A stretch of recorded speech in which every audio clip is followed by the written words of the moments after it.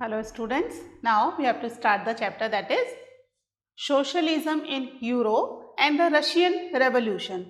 Okay, तो इसमें अभी तक हमने देख लिया कि रशिया के अंदर किस तरह से कंटिन्यू एक के बाद एक चेंजेस आ रहे हैं, है ना, और पूरी तरीके से रशिया जो है वो वन पार्टी स्टेट में कन्वर्ट हो जाता है, डेवलपमेंट भी हो रहे हैं। और फिर लेनिन की डेथ के बाद नेक्स्ट लीडर बनते हैं स्टालिन। ठीक है, वन पार्टी रूल है ना, तो एक ही पार्टी कंटिन्यू रहेगी। तो जब तक लेनिन थे तब तक लेनिन का रूल था 1924 तक, और 1924 के बाद लेनिन के बाद स्टालिन, जो कि उस समय पार्टी के एक इम्पॉर्टेंट लीडर थे, उनका रूल हो जाता है। ओके, स्टालिन ने कंट्री में कुछ चेंजेस किए, वो चेंजेस हम पढ़ रहेंगे आज के लेक्चर में, है ना। हमने ऑलरेडी शुरू कर चुके हैं लास्ट लेक्चर के अंदर। तो जो चेंजेस आए उसको हम कह रहे हैं कलेक्टिवाइजेशन। एक नया प्रोग्राम चलाया स्टालिन ने, that was known as the collectivization. ठीक है, तो आज का हमारा जो टॉपिक है क्या है, स्टालिन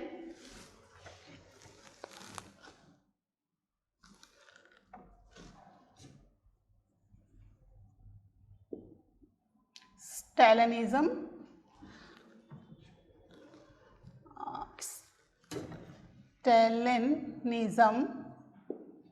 and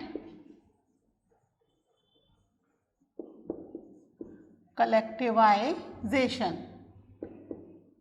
ठीक है, स्टालिन ने जो प्रोग्राम चलाया वो कलेक्टिवाइजेशन प्रोग्राम कहलाया। ओके, तो ये कलेक्टिवाइजेशन प्रोग्राम बेसिकली क्यों चलाया स्टालिन ने? क्योंकि कंट्री में उस समय फूड ग्रेन की शॉर्टेज होना शुरू हो गया था, और फूड ग्रेन की शॉर्टेज होने की वजह से क्या हुआ कि प्राइसेस जो हैं फूड ग्रेन के बढ़ने लग गए। और क्योंकि कंट्री में सोशलिज्म है, हर एक को फीड कराना गवर्नमेंट की रिस्पॉन्सिबिलिटी है, तो यहाँ पर स्टालिन को लगने लगा कि कंट्री में जो रिच पीसेंट्स और फार्मर्स हैं, उन्होंने हो सकता है कि हाई प्राइस के लालच में ग्रेन को होल्ड करके रखा हो अपने पास।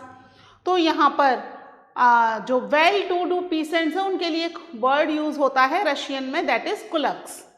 ठीक है, तो उनके घर पे रेड भी की गई in search of the food grain की। कहीं उन्होंने फूड ग्रेन को होल्ड तो नहीं कर रखा रिच पीसेंट्स और जो इनके फार्मर्स थे। ठीक है, लैंड आपको पता है पहले ही लेनिन के टाइम पर लैंड क्या कर दी गई है, पीसेंट्स को डिस्ट्रीब्यूट कर दी गई है। पढ़ा था ना हमने 1917 में, जैसे ही लेनिन की गवर्नमेंट आई, लैंड का डिस्ट्रीब्यूशन कर दिया गया था, रिमेंबर।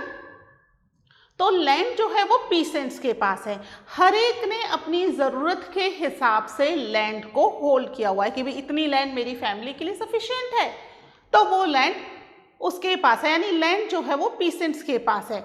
लेकिन एक सोशलिस्ट कंट्री के अंदर जितनी भी प्रॉपर्टी होती है कंट्री की, वो सब गवर्नमेंट की होती है। वैसे तो एक डेमोक्रेटिक हो या कोई सी भी गवर्नमेंट हो कंट्री में, कंट्री की जितनी भी प्रॉपर्टी होती है that's belongs to the government, पर सोशलिस्ट कंट्री में तो बेसिकली गवर्नमेंट का ही होल्ड होता है पूरा। ठीक है, तो यहाँ पर गवर्नमेंट जो है उन्हें क्या लग रहा है कि फार्मर्स और पीसेंट्स, इन्होंने जो लैंड अंडर में की हुई है, वो लैंड क्योंकि छोटे छोटे पार्ट्स में बटी हुई है ना भाई, मेरे को जितनी लैंड की ज़रूरत है 2 हेक्टेयर लैंड है तो मैंने 2 हेक्टेयर लैंड ले ली, किसी को 3 हेक्टेयर की ज़रूरत है 3 हेक्टेयर ले ली। अब मेरी लैंड और किसी और की लैंड को बीच में डिवाइड करने के लिए हमने बीच में से एक डिवाइडर बना दिया कि भाई ये वाली डिवाइडर के इस साइड वाली लैंड मेरी, उस साइड वाली लैंड मेरे नेबर की, है ना। ऐसे ही हमने सब तरफ से डिवाइड करके लैंड को बना दिया। तो अब स्टालिन को लगने लगा क्योंकि ये लैंड क्या है, छोटे छोटे पार्ट्स में डिवाइडेड है, इसलिए कलेक्टिवाइजेशन करना जरूरी है, क्योंकि भाई छोटे छोटे पार्ट्स के अंदर मॉडर्न मशीनरीज यूज नहीं की जा सकती है ना। ट्रैक्टर हार्वेस्टर कैसे चलाएंगे, छोटा छोटा एरिया है, तो मॉडर्न मशीनरी यूज नहीं की जा सकती है। और क्योंकि डिवाइडेशन हो रहा है तो वो डिवाइडेशन वाली जो लैंड है वो वेस्ट हो रही है, उस पर एग्रीकल्चर नहीं हो रही, तो वो डिवाइडेशन वाली लैंड हर फार्म के बाद डिवाइडेड है तो वो भी एक बड़ी लैंड बन जाएगी अगर डिवाइडेशन हटा दिया जाए। तो अब उनको लगने लगा कि ये जो लैंड डिस्ट्रीब्यूट की गई थी फार्मर्स को, इसको बंद करके पूरी लैंड को कलेक्ट कर लिया जाए एक साथ, है ना, बहुत बड़ा फार्म बन जाएगा सभी पीसेंट्स की लैंड हो, और फिर उस पूरे फार्म पर ग्रेन की एग्रीकल्चर की जाए, ग्रेन ग्रो किया जाए, और जितना भी ग्रेन ग्रो होगा अकॉर्डिंगली उसका जो भी प्रॉफिट आएगा वो सभी लोगों में, जितने भी फार्मर्स काम कर रहे हैं सब में शेयर कर दिया जाएगा। सोशलिज्म है ना, प्रॉफिट तो सब में बराबर शेयर हो जाएगा। ठीक है, तो ये जो था program that was known as the collectivization. Okay, तो इसके हमने 2-3 पॉइंट्स ऑलरेडी लिख लिए थे कि भाई लैंड जो है रशिया के अंदर ग्रेन की प्रॉब्लम थी, और स्टालिन को बिलीव था कि जो लैंड है उस लैंड पर जो ग्रेन है उस ग्रेन को रिच फार्मर्स और पीसेंट्स ने होल्ड करके रखा हुआ है। तो उनके घर के अंदर या उनके फार्म पर इन्होंने रेड भी की। किस टाइम पर की? इन 1928। ठीक है, 1928 के अंदर जो पार्टी मेंबर्स हैं, कौन सी पार्टी चल रही है? रशियन सोशलिस्ट पार्टी, एक ही तो पार्टी है, सॉरी रशियन कम्युनिस्ट पार्टी, एक ही तो पार्टी है चाइना में, है ना। वन पार्टी स्टेट डिक्लेयर कर दिया है लेनिन ने इसको, रशिया को, तो रशिया में एक ही पार्टी है। तो अब 1928 में पार्टी के जो मेंबर्स थे, पार्टी मेंबर्स टूड the grain merchants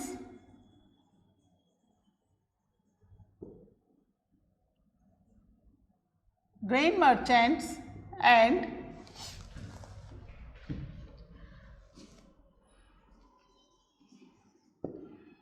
rich farmers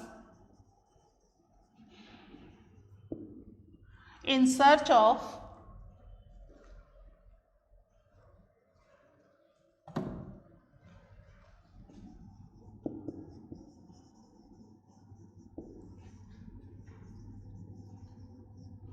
grain holdings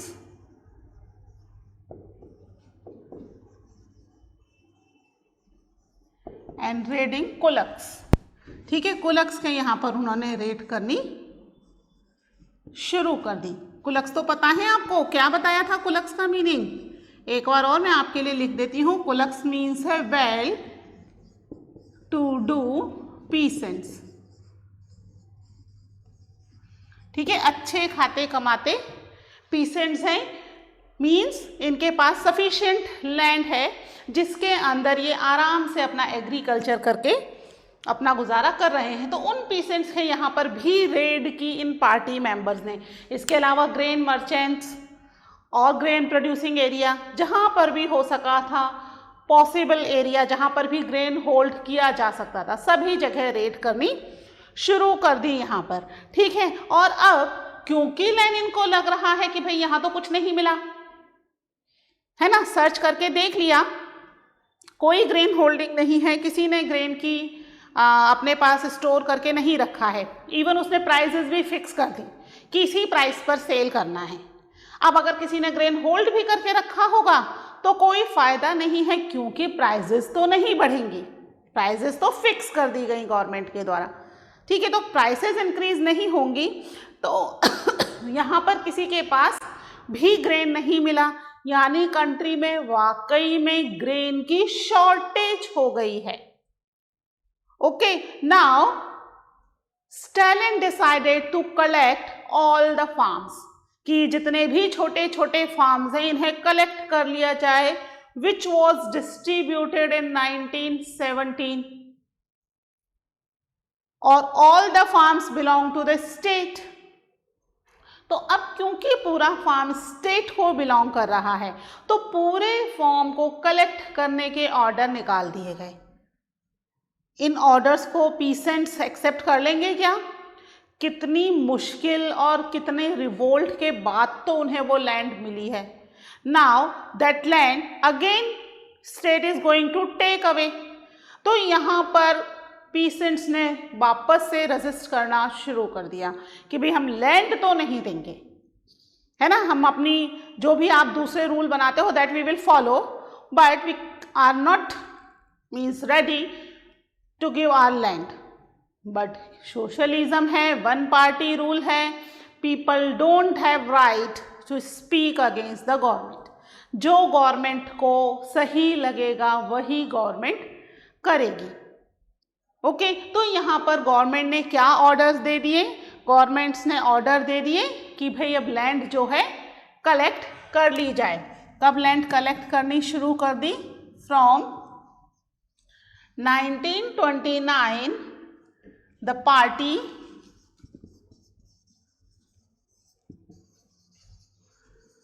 forced all peasants to give their land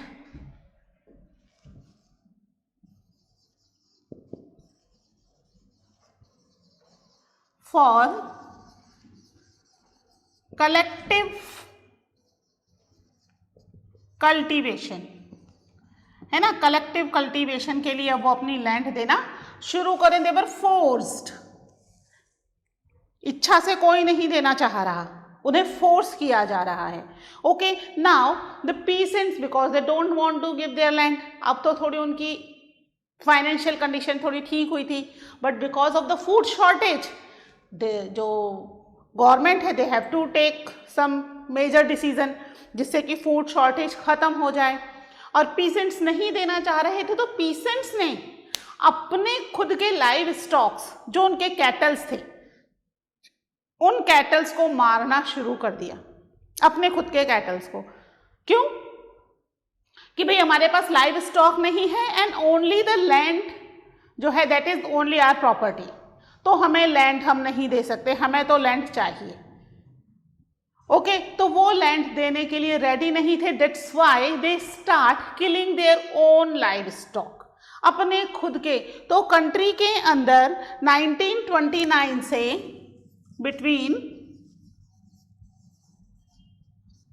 1929 से 1931 के बीच में, ठीक है, जो लाइव स्टॉक्स थे वो काफी सारे खत्म हो गए। ठीक है, 1931 the number of cattle fall by 1/3, लगभग 1/3 तक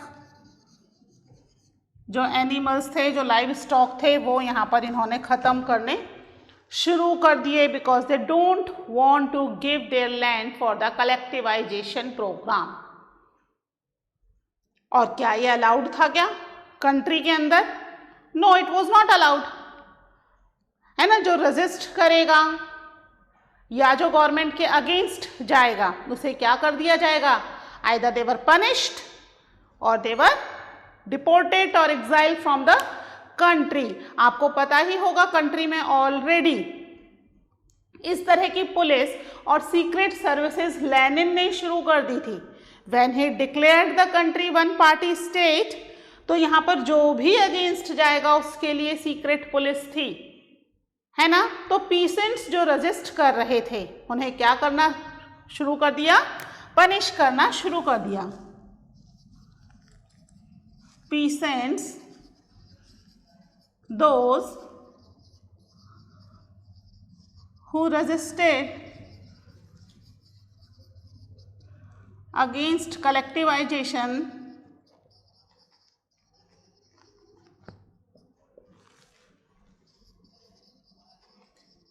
severely punished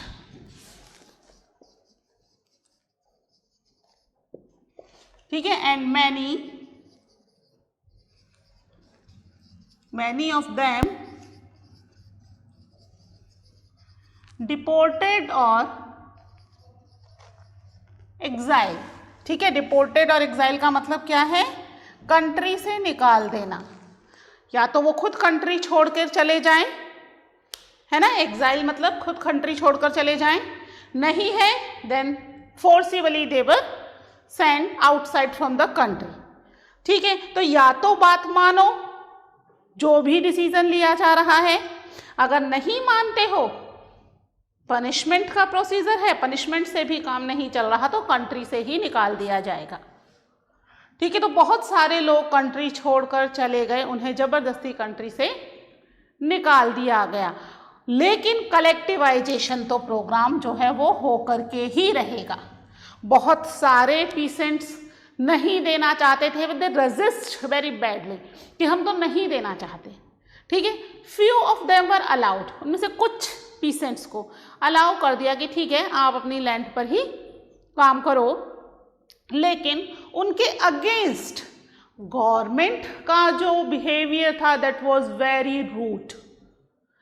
ओके, उनकी तरफ गवर्नमेंट जो थी बहुत ही ज़्यादा रूड बिहेवियर कर रही थी, अनसिंपैथेटिक बिहेवियर था। Those who are doing the cultivation on their own land, collectivization program में पार्टिसिपेट करना वॉज नेसेसरी।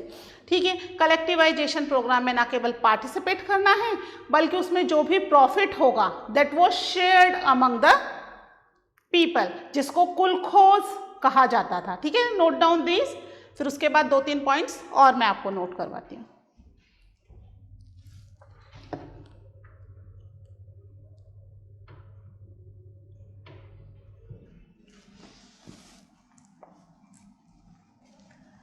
ठीक है, तो यहां पर कलेक्टिवाइजेशन प्रोग्राम फाइनली शुरू हो गया और peasant they have to work on the collective farm.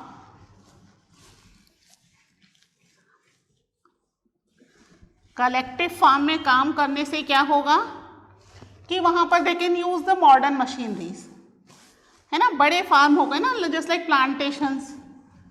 Plantation में भी क्या होते हैं, बहुत बड़े फार्म्स होते हैं, तो फार्म्स बहुत बड़े हो गए हैं यहाँ पे। नाउ जो पीसेंट्स हैं, peasants worked on collective farm and kolkhoz. ये भी क्या है, this is also a Russian word. ठीक है, कुलखोज इसका मतलब क्या है, प्रॉफिट वर शेयर्ड। कुलखोज का मतलब है मिलकर काम करो, and what ever the profit they will gain that is shared among all the peasants, जो भी काम कर रहे हैं। दिस इज ऑल्सो, जैसे kulaks was one of the Russian word, ऐसे ही कुलखोज भी एक रशियन वर्ड है ना। कई बार ऑब्जेक्टिव टाइप्स में आ जाता है कि कुलखोज का मीनिंग क्या है, या फिर work on the collective farms and the profit were share, this is the meaning. ऐसे ही कुलक्स का भी कई बार वन वर्ड में आ जाएगा। तो वेल टू डू फार्मर्स, है ना, केवल टिक करने के ही हमें फुल 1 मार्क मिल जाते हैं। तो यहाँ कुलखोज सिस्टम एप्लीकेबल कर दिया गया। इतने सारा कुछ स्टैलिन ने किया, पीसेंट से उनकी ज़मीनें ले ली, है ना, लैंड के ऊपर कलेक्टिव फार्मिंग करा दी, modern machineries, modern inputs use करवा दिए। इतना सब करने के बावजूद भी कंट्री के अंदर फूड शॉर्टेज ख़त्म नहीं हुई, बल्कि इन बिटवीन 1939 लगभग कंट्री के अंदर से 4 मिलियन पीपल वर डाइड, 1933 के अंदर कंट्री के अंदर एक बहुत डिवास्टेटिंग फेमाइन आया जिसमें near about 4 million people were died because of the food shortage. ठीक है, इतना सब कुछ किया, कलेक्टिवाइजेशन किया, लोगों को कंट्री में पनिशमेंट दिया गया, डिपोर्ट कर दिया गया कंट्री से, उसके बावजूद भी फूड शॉर्टेज फुलफिल नहीं हो पाई। क्या हुआ? In spite of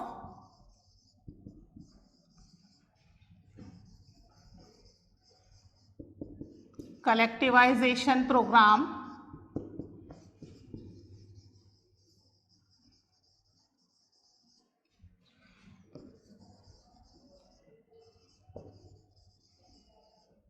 food shortage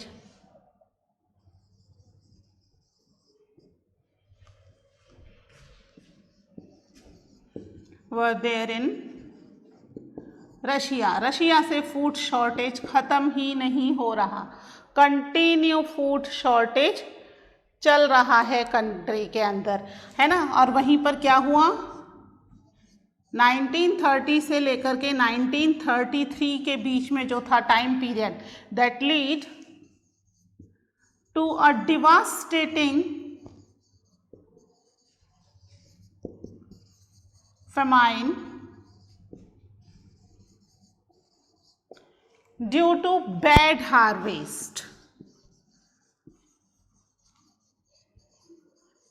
ठीक है, खराब फसल होने की वजह से, बैड हार्वेस्ट होने की वजह से कंट्री में एक बहुत ही लार्ज स्केल फेमाइन आया, जिसमें क्या हुआ? लगभग ओवर 4 मिलियन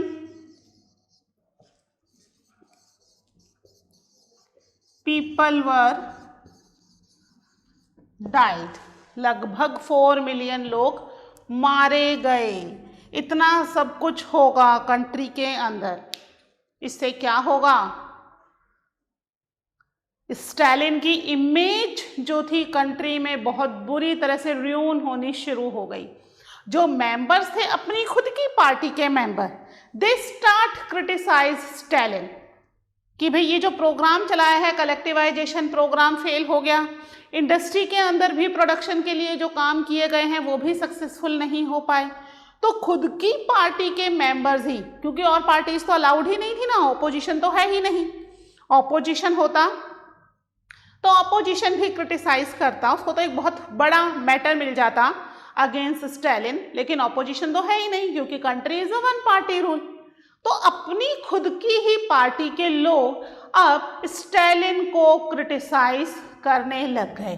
ठीक है, many members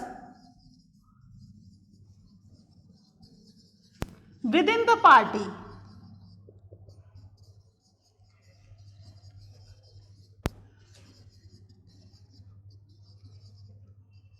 criticised the Stalin. ठीक है, स्टालिन को क्रिटिसाइज करना शुरू कर दिया, लेकिन क्या कंट्री के अंदर अलाउड है क्रिटिसिज्म? क्रिटिसिज्म अलाउड था क्या? नहीं था कंट्री के अंदर क्रिटिसिज्म अलाउड, लेनिन के टाइम से ही। अभी याद दिलाया ना, कौन सी गवर्नमेंट, कौन सी वो बनाई थी उसने? Some secret police, those who were looking after कि कोई भी पार्टी का क्रिटिसिज्म ना करे, because Stalin is the leader of the party. तो स्टालिन का क्रिटिसिज्म किसका क्रिटिसिज्म हो गया? पार्टी का क्रिटिसिज्म हो गया, है ना। चाहे पार्टी के मेंबर ही कर रहे हो, no one is allowed in the country to criticize the party. Decision लेने में गड़बड़ हो गई, कोई बात नहीं है, बट क्रिटिसिज्म नहीं करना है। और जो क्रिटिसिज्म करेगा क्या होगा उनके साथ? क्रिटिसिज्म की वजह से बहुत सारे लोगों को इन्होंने अरेस्ट करना शुरू कर दिया। ठीक है, बहुत सारे लोगों को अरेस्ट कर लिया और कुछ को तो प्रिजन में डाल दिया गया। उसके बाद भी क्रिटिसिज्म नहीं खत्म हो रहा, somewhere in the labour camp उसके अंदर डाल दिया गया। तो यहाँ पर क्रिटिसिज्म की वजह से बहुत सारे लोगों को अरेस्ट किया गया। Over 2 million people were arrested. उसमें से इन्हें इतना टॉर्चर किया गया कि दे हैव टू एक्सेप्ट कि yes they criticize the government. Okay, अब वो गवर्नमेंट को क्रिटिसाइज कर रहे हैं, इनमें से बहुत सारे लोग देवर इनोसेंट, उन्हें कोई मतलब नहीं था कि कंट्री में गवर्नमेंट क्या कर रही है या क्या नहीं कर रही। ठीक है, उन्हें मतलब ही नहीं था। उन्हें किससे मतलब था? केवल अपनी लैंड से और अपनी फैमिली से, कि भाई लैंड हमें मिल जाए और हमारा काम चलता रहे। ठीक है। तो यहाँ पर ये क्रिटिसिज्म की वजह से कंट्री के अंदर इतनी लार्ज नंबर ऑफ पीपल जो हैं वो अरेस्ट कर लिए गए, उनमें से बहुत सारों को बुरी तरह से टॉर्चर किया गया कि दे हैव टू एक्सेप्ट कि उन्होंने ये क्रिटिसिज्म किया है, गवर्नमेंट के अगेंस्ट गए हैं। कई लोग इस टॉर्चर के दौरान मारे गए, कुछ लोगों को इन्होंने मार दिया। उनमें से बहुत अच्छे प्रोफेशनल पीपल्स भी थे, बहुत intellectual and very good in their on profession. उन लोगों को भी यहाँ पर इस क्रिटिसिज्म का शिकार होना पड़ा और काफ़ी लोग मारे गए ड्यूरिंग दिस कलेक्टिवाइजेशन प्रोग्राम, या फिर हम कह सकते हैं स्टालिन की गवर्नमेंट के टाइम पीरियड पे। लेकिन इससे सोशलिज्म का जो इमेज थी वो ख़त्म या कम नहीं हो रही थी। ग्लोबल लेवल पर सोशलिज्म एक बहुत बड़ा रूप ले चुका था। सोशलिज्म जो है पूरे वर्ल्ड में एक नए स्फीयर में सामने आया, क्योंकि सोशलिज्म की वजह से रशिया जो कि एक बैकवर्ड कंट्री थी वो अब क्या बन गई, एक सुपर पावर बन गई, है ना। काफ़ी सारा अच्छा अर्निंग तो हो ही रही है। सेकेंड वर्ल्ड वॉर में भी रशिया ने इतना अच्छे से जो है फाइट किया अपने फ्रंट पर।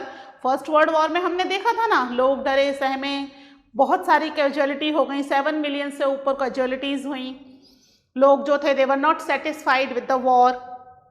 बट सेकेंड वर्ल्ड वॉर में जो रशिया ने अपना वॉर के लिए जो फाइट किया सेकेंड वर्ल्ड वॉर में, उसकी वजह से Russia become one of the largest mean super power. ठीक है, रशिया सुपर पावर बन के निकला जो एक बैकवर्ड कंट्री था अभी तक। तो लोगों को लगने लगा सोशलिज्म वाकई में एक बहुत अच्छी फॉर्म ऑफ गवर्नमेंट है, और बहुत सारे लोग from all over the world socialism की ट्रेनिंग लेने के लिए आने लग गए, है ना। रशिया ने इवन एक ईस्ट में एक यूनिवर्सिटी भी शुरू की, कई सारी कॉन्फ्रेंस भी शुरू की। पूरे वर्ल्ड से लोग सोशलिज्म के बारे में जानने के लिए आ रहे थे रशिया की जो कॉलोनाइज्ड कंट्रीज थी वहाँ पर भी सोशलिज्म जो है प्रॉपरली इम्प्लीमेंट कर दिया गया। बट सोशलिज्म के कुछ अच्छे इफेक्ट के साथ हम कुछ देख रहे हैं कि बैड इफेक्ट्स भी हैं। लोगों को प्रॉपर फ्रीडम नहीं है, है ना। लोगों को प्रॉपर वेल्थ तो मिल रही है लाइवलीहुड के लिए, क्या वेल्थ ही सब कुछ है, फ्रीडम नहीं। तो यहाँ पर लोगों की फ्रीडम बिल्कुल खत्म हो गई सोशलिज्म में। लोगों के पास अपनी खुद की लैंड या अपनी खुद की प्रॉपर्टी कुछ भी नहीं है। कभी भी गवर्नमेंट उसे उनसे छीन सकती है, कभी भी डिस्ट्रीब्यूट कर सकती है। तो ये कुछ कॉन्सिक्वेंसेस थे सोशलिज्म के। 20th सेंचुरी के फर्स्ट हाफ में सोशलिज्म जो था वो आया। सेकेंड हाफ में काफ़ी तेजी से कंट्रीज डिफरेंट कंट्रीज में ये स्प्रेड होना शुरू हुआ, लेकिन बाद में 20th सेंचुरी के एंड होते होते सोशलिज्म का प्रॉपरली जो कह सकते हैं कि एक तरीके से पूरे उस पर छाया हुआ था, ये चीज़ें ख़त्म होने लगी क्योंकि इसके माइनस इफेक्ट सामने आने लग गए। इंडिया के अंदर भी रविंद्रनाथ टैगोर, पंडित जवाहरलाल नेहरू और भी बहुत सारे दूसरे लीडर्स इस सोशलिज्म से इन्फ्लुएंस हुए, and they also attend conferences in Russia to know about the socialism, क्योंकि इंडिया भी इंडिपेंडेंट होने वाला था ना, और वो चाहता था, इंडिया के लीडर्स चाहते थे कि भाई प्रॉपर एक गवर्नमेंट बनाई जाए जिसमें सारी चीज़ें बहुत अच्छे से हों। तो वो सोशलिज्म के बारे में ज़्यादा जानने चाहते थे। India is also partially socialist है, फुली सोशलिस्ट नहीं है, सम पार्ट, ठीक है, वो है जो गवर्नमेंट के अंडर में है। ओके, तो this is about the socialism in Europe and Russian revolution.